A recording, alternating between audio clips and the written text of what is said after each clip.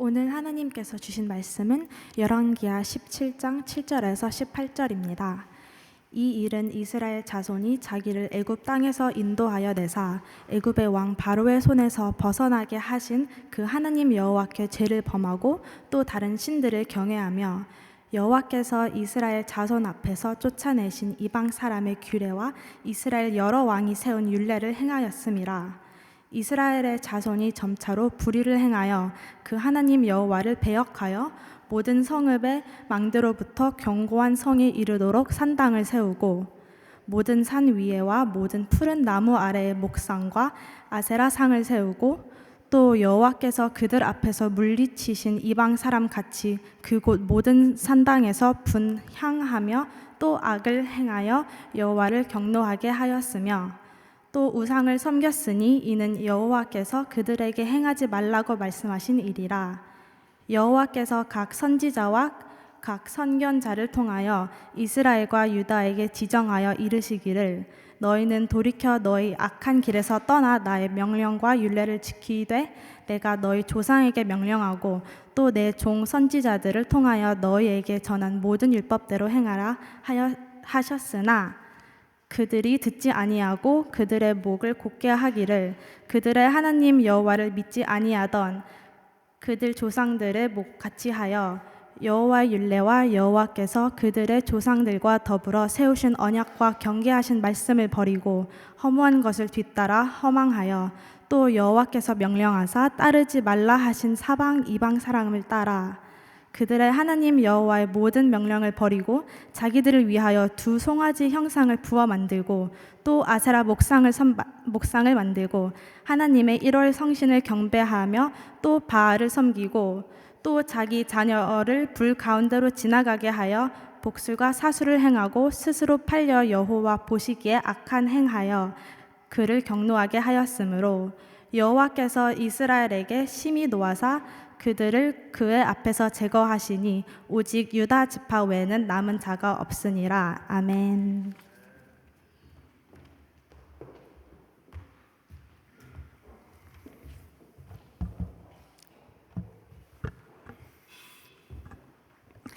다시 여러분과 만나서 너무 좋습니다.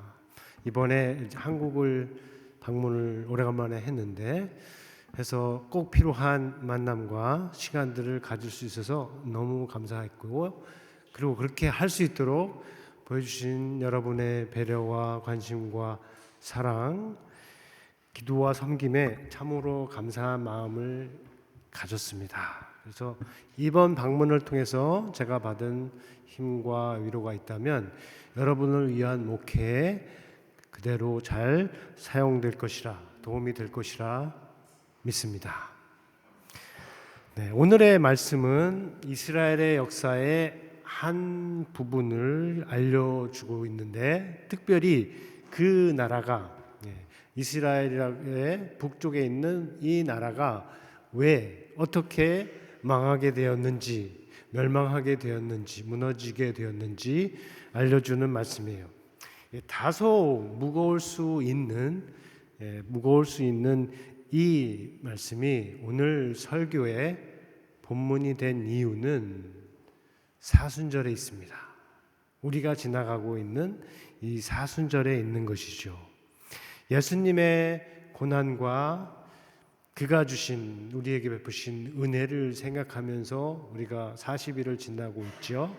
그런데 그때 예수님께서 이 세상에 오셔서 하신 모든 일의 중심이 되는 이 죄에 대해서 세상의 죄만 아니라 우리의 죄, 나의 죄까지도 포함해서 이 죄에 대해서 우리가 잘 알아야 하겠다 하는 뜻입니다.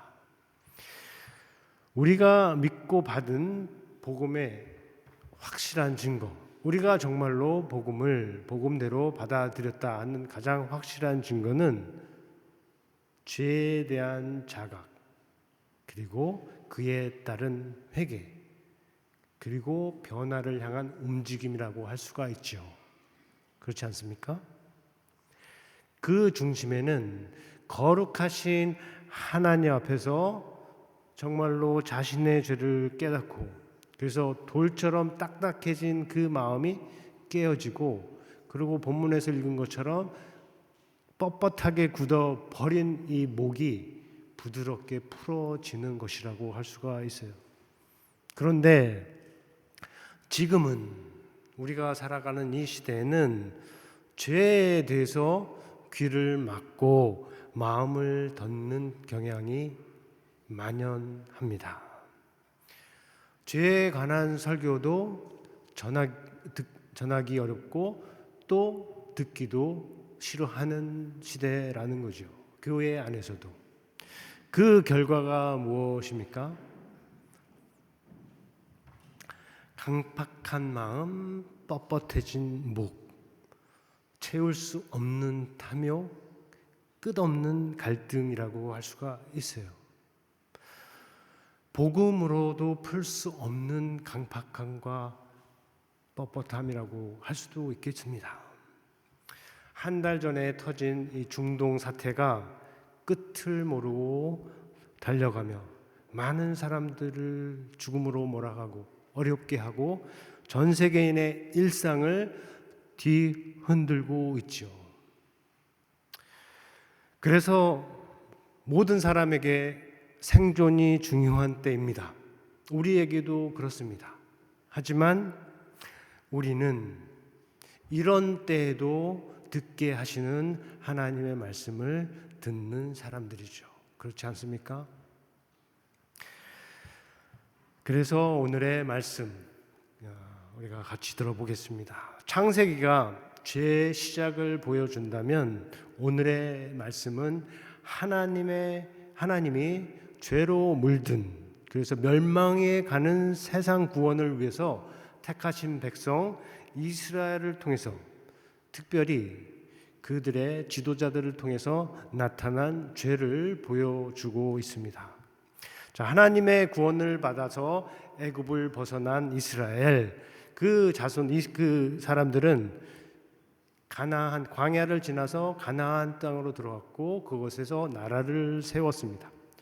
그런데 세 번째 왕이 되는 솔로몬이 떠난 이후에 한 나라가 북왕국과 남왕국, 북쪽과 남쪽의 나라로 나누어지죠. 그때 북왕국이 바로 오늘 본문이 말하고 있는 이스라엘입니다. 그리고 그 나라의 마지막 왕이었던 호세아 때에 있었던 일을 오늘 본문이 전하고 있습니다. 자, 당시에 이스라엘은 큰 나라가 아니었어요. 북이스라엘은 더 큰 나라 아수르의 속국으로서 조공을 바치고 있는 때였습니다. 그때 이스라엘이 왕이 남쪽에 있는 애굽을 의지하고 아수르에게 바치던 조공을 바치지 않게 됩니다. 그 일로 아수르 왕이 호세아를 감옥에 가두고 이스라엘 땅으로 들어와서 그 땅의 수도라고 할 수 있는 사마리아를 점령을 합니다. 그리고 이스라엘 사람들을 사로잡아서 이스라엘 땅 밖으로 끌고 가서 다른 고을들에 흩어버리고 이 땅에는 그 밖에 있는 다른 민족들을 들여다 놓아서 그 땅에 살게 하죠. 한마디로 북이스라엘이라는 나라가 사라진 겁니다. 그로부터 얼마 후에 한 200년 후에 남쪽의 유다도 사라지죠. 거의 2500년 전의 일이고요. 그리고 20세기 들어와서 1940년대에 우리가 지금 이스라엘이라고 부르는 나라가 시작이 되는 건데 그때까지 사라져 버린 거죠. 자, 이 멸망에 대한 설명은 다양할 수가 있어요. 그 나라의 군사력이 약했다, 경제력이 없어서 그랬다, 정치적으로 무능해서 그렇다, 외교적으로 판단을 잘못했다, 이렇게 말할 수 있는데, 그러나 그 모든 것을 다 아는 성경이 주는 설명은 죄에 대한 하나님의 심판이다 하는 것입니다.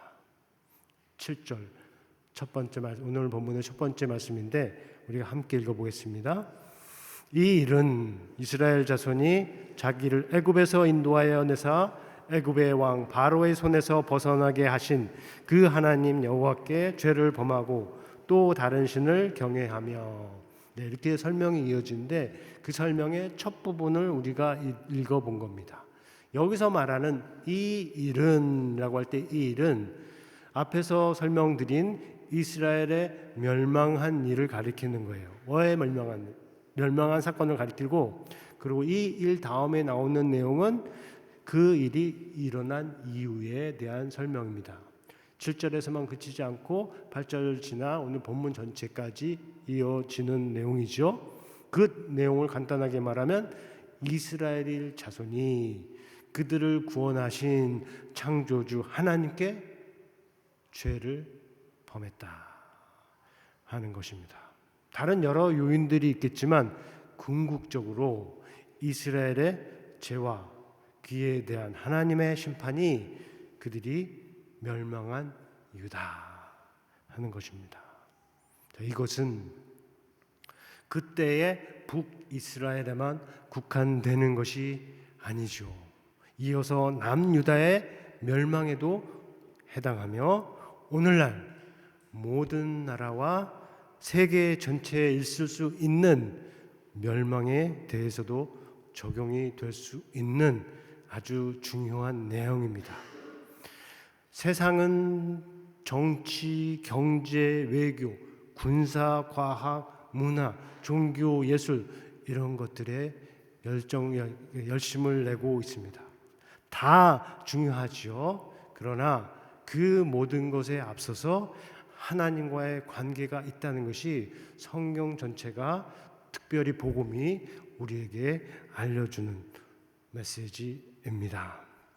이 관계가 잘못되면, 곧 하나님과의 관계가 잘못되면 다른 모든 것이 잘 된다고 하도록, 다른 것이 많고 크고 강하다 해도 나라가 망할 수 있는 것이죠.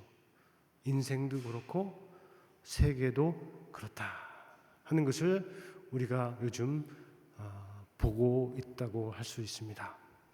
지금처럼 거의 모든 것이 다 연결되어 있는 세상, 권력과 재물과 명예에 대한 욕구로 가득한 이기주의자들이 세상을, 나라를 다스린다고 하는 이 세상, 서로의 존재를 인정하지 않고 적대감으로 가득한 세상, 그런 세상에서는 더더욱 그런 것입니다. 그러므로 우리 자신을 위해서도 또 세상 전체를 위해서도 세상을 창조하신 하나님께서 성경을 통해서 알려주신 죄에 대해서 우리가 잘 알고 그 죄에 빠지지 않도록 해야 할 것입니다.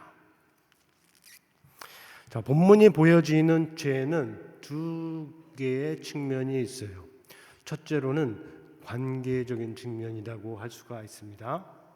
이스라엘은 자신들을 구원하신 여호와 하나님과 언약 관계에 있었는데 그 관계를 떠났습니다. 그의 법과 그의 언약과 경계하신 말씀을 저버렸습니다. 그리고 다른 신들을 경외했죠.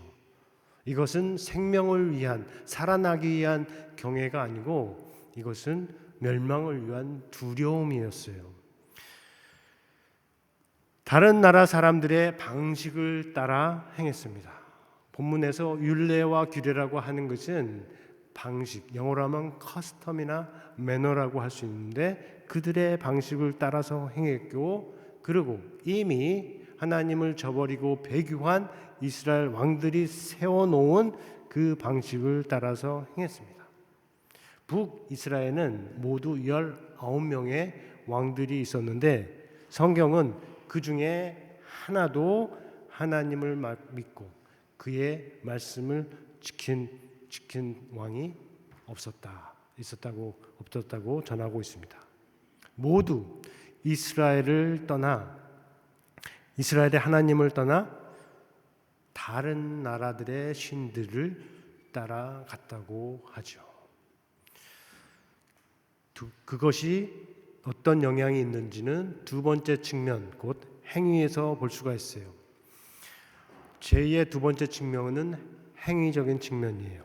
자, 참 하나님과 함께하는 삶에 따르는 행위가 있죠. 마찬가지로 참 하나님이 아닌 것들을 쫓아가는 삶에 따르는 행위도 있는 것입니다. 자, 본문이 가리키는 행위라는 것은 하나님이 행하지 말라 하신 일들을 행하는 거예요. 산당을 만드는 일, 우상을 만들고 세우는 일, 악을 행하는 일, 그런 일들을 가리켜서 불의를 행했다 하고 있습니다. 그리고 거기에는 자녀들을 불 가운데로 지나게 하는, 그러니까 불의 자녀들을 동물의 희생 제물처럼 바치는 일, 그런 악이 있고, 또 악한 길에서 떠나라고 하는 선지자들을 잡아다가 박해하고 죽이는 악이 있고, 그리고 무엇보다도 서로에게 해를 끼치고 악을 행하는 그 악이 있습니다. 관계와 행위, 이 두 측면은 죄라는 동전의 양면과 같아요. 관계는 행위를 낳는 거죠. 그리고 그 행위는 관계가 무엇인지 보여주는 겁니다. 예수님 말씀에 나무가 열매를 낳고 열매가 나무를 보여주는 것과 같습니다. 이스라엘이 하나님을 떠났기 때문에 불의를 행한 것이죠. 성경 말씀에 거슬러서 생각하면 그들이 행한 불의는 그들이 하나님을 떠났음을 보여주는 겁니다. 사람과의 관계에서도 그래요. 부모와 자녀의 관계에서, 친구와 친구의 관계에서, 성도와 성도의 관계에서도 그렇습니다. 불신의 관계는 불의한 행동으로 나타나고, 불의한 행동들은 불신의 관계를 보여준다라고 할 수가 있습니다. 자, 하나님이 택하신 이스라엘이 보여준 불신과 불의, 그것의 결과는 오늘 본문이 가르쳐주는 대로 하나님의 진노요, 하나님의 심판입니다. 이것은 이스라엘이나 그와 같은 처지에 있는 사람들에게는 듣기에 불편하고 싫은 말일 수가 있어요. 하나님의 진노와 하나님의 심판은 그 대상이 되는 사람들은 듣기에 어려워할 수가 있습니다. 그러나 아무리 불편하고 싫어도 그들이 들어야 했던 말입니다.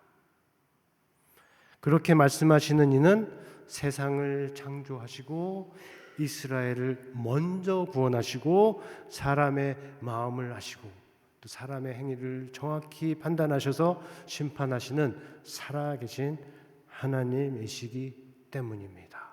이 살아계신 하나님이 정말로 계시지 않는다면 이 세상에는 아무런 희망이 없다. 우리 인생에 살 아무런 의미가 없다라고 할 수 있을 정도입니다.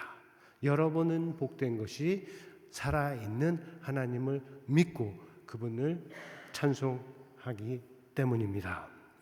다만 오늘 말씀을 생각할 때 이해와 적용은 잘 해야 됩니다. 우리가 지금 죄와 벌에 대한 말씀을 듣는데 이것을 이해하고 적용하는 데 있어서는 잘 해야 합니다. 성경의 모든 말씀이 우리에게 다 유익해요. 거기에는 우리를 경계하고 또 정죄하고 또 책망하는 말들도 많이 있는데 그 말들을 잘 들으면 우리 모두에게 유익합니다. 유익하지 않은 말씀이 하나도 없어요. 문제가 있다면 성경 말씀을 부분적으로 잘못 이해하고 잘못 적용하는 것이에요. 성경에 욥이라는 사람이 있습니다. 고난을 아주 크게 당한 사람인데 그 고난을 본 친구들이 보여준 것과 같아요. 그들이 욥과 대화하는 중에 한 시점에 이렇게 말하죠. 하나님은 겸손한 자를 구원해 주신다. 그런 말을 하면서 욥에게 그러니까 너는 겸손하라. 교만했다고 말하라. 이렇게 말을 하죠. 자, 하나님은 겸손한 자를 구원해 주신다. 이 말은 전혀 틀린 말이 아니죠. 맞는 말입니다. 그런데 그 말을 욥이라는 사람에게 적용한 것은 틀린 것이죠. 자, 욥이 고난을 받는 것은 하나님의 죄를 범해서 그것에 대해서 하나님이 심판하게 시기 때문이 아니고, 또 고난 중에서 욥이 고난 중에서 하는 말들은 그가 교만해서 하는 말들이 전혀 아닌 것이죠. 그의 친구들은 욥을 볼 때 진단하는 데 있어서 그리고 처방하는 데 있어서도 다 틀린 것입니다. 이것을 생각할 때 우리는 하나님의 말씀을, 성경의 말씀을, 특별히 죄와 관련된 말씀을 적용할 때 있어서 먼저 자기 자신에게 적용해야지 한다는 것을 기억을 해야 할 것입니다. 그러나 모든 사람이 다 욥과 같은 것은 아니죠. 오히려 훨씬 더 많은 사람이 반대의 경우에 속합니다. 그래서 솔로몬은 이렇게 말했죠. 범죄하지 않는 사람은 없다. 성전을 세울 때 그렇게 말했습니다. 또 다윗은 시편에서 다 치우쳐 함께 더러운 자가 되고 선을 행하는 자가 없으니 하나도 없다라고 말했어요. 또 전도자는 세상에 선을 행하고 전혀 죄를 범하지 않는 의인이 하나도 없다라고 했고, 그리고 우리가 잘 알듯이 바울은 모든 사람이 죄를 범하였음에 하나님의 영광에 이르지 못하였다라고 했습니다. 자, 이것이 바로 복음 이전에 모든 사람이 처했던 상황입니다. 거기에는 우리도 포함이 된다는 것이죠. 복음이라고 하는 것은 그러한 상황에 처했던 모든 사람을 그리스도 예수 안에 있는 속량으로 말미암아 하나님의 은혜로 값없이 의롭다 하심을 얻은 자 되게 하셨다는 소식이에요. 굿 뉴스예요. 소식입니다. 하나님께서 그리스도 안에서 불의한 자를 의로운 자로 만들어 주신 은혜라는 것이죠. 자, 그 은혜를 헛되이 받지 않는 사람은 성경을 볼 때 그 안에서 위로의 말씀만 아니라 책망의 말씀도, 또 듣기에 좋은 말씀만 아니라 듣기에 어렵고 싫은 말씀도 자기 자신에게 주시는 하나님의 말씀으로 받을 수가 있습니다. 사랑하는 우리 성도 여러분, 우리 2020년 사순절 기간을 지나가고 있습니다. 오는 주가 마지막 한 주가 되죠. 지금까지 어떻게 보내셨는지 모르지만 이 남은 한 주는 오늘의 말씀을 따라서 우리가 행할 수 있기를 바랍니다. 내 안에 또는 우리 안에 불의로 이어질 수 있는 생각이나 감정이나 의지가 있는지 잘 살펴보고 우리와 하나님의 관계를, 여러분과 하나님의 관계를 새롭게 하실 수 있기를 예수님의 이름으로 축원합니다. 거기에 바로 이스라엘이 멸망한 이유가 있어요. 자, 1차적으로는 우리가 살펴본 대로 이스라엘이 하나님께 죄를 범했기 때문에 그들이 멸망한 것입니다. 그런데 그 일이 성경에 기록이 되었죠. 우리에게 전파가 된 것입니다. 거기에 2차적인 이유가 있는 겁니다. 그것은 뭐냐 하면 믿는 자들이 그들을 통해서 교훈을 받고 그들이 간 그 악한 길로 행하지 않게 하려 하는 것이죠.